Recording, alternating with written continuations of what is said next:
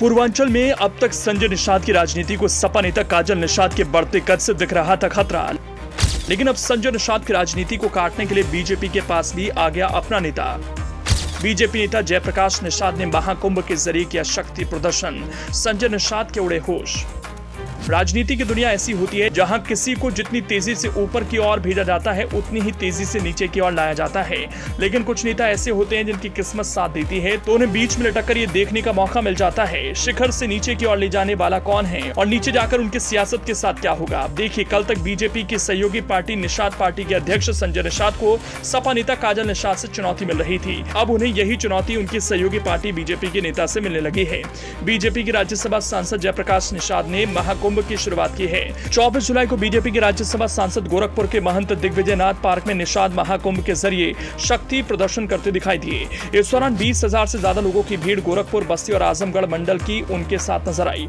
वहीं जयप्रकाश निषाद ने समाज से एकजुटता का आह्वान किया। कहा कि मैं जो कुछ भी हूँ अपने समाज की वजह से हूँ। समाज की एकता बड़ी ताकत है, वो एक तिनके की तरह है, लेकिन जब समाज खड़ा होता है तब ताकत बनती है। निषाद पार्टी के राष्ट्रीय अध्यक्ष संजय निषाद एक तरफ खुद को मछुआ समाज का मसीहा बताते हैं और खुद की आरती करवाते नजर आते हैं। दूसरी तरफ जयप्रकाश निषाद ने महाकुंभ में शामिल हुए कई निषाद नेताओं के साथ मिलकर निषादों की उपेक्षा का सवाल खड़ा कर दिया।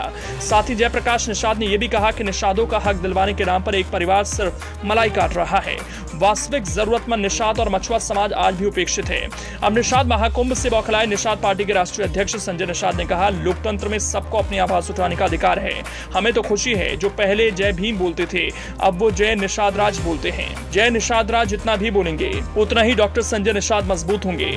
जय समाजवाद बोलने वाले आज जय निषाद बोल रहे हैं। हमारे आरक्षण के मुद्दे को जो भी उठाए उसका हल कराएं। कोई जरूरी नहीं कि 100 के 100% लोग हमारे साथ आएं।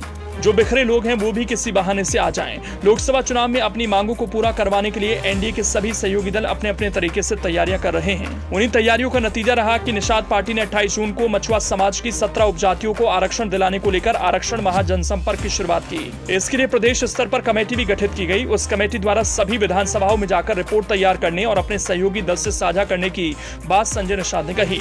आगामी लोकसभा चुनाव को लेकर इन आरक्षण की मांग के बलबूते अपने कुनबे को मजबूत करने का काम करने के साथ ही बीजेपी पर दबाव बनाने की तैयारी कर रही थी। इस बीच जयप्रकाश निषाद का निषाद महाकुंभ का आयोजन हुआ। यह माना जा रहा है कि बीजेपी अपने खेमे के जरिए समानांतर तौर से अपने सहयोगी दल निषाद पार्टी पर दबाव बनाने की कोशिश कर रही है।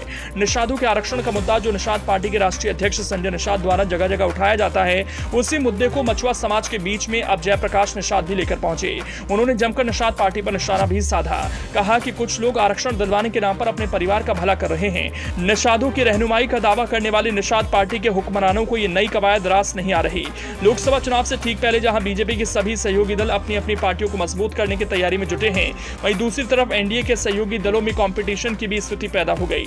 बीते दिनों ओम प्रकाश राजभर के साथ बीजेपी के गठबंधन के बाद निषाद पार्टी की मुश्किलें बढ़ गई, क्योंकि निषाद पार्टी जिन जिलों में अपने वोटर्स का दावा करती है उन्हीं जिलों में ओम प्रकाश राजभर की पार्टी भी ताल ठोकती है।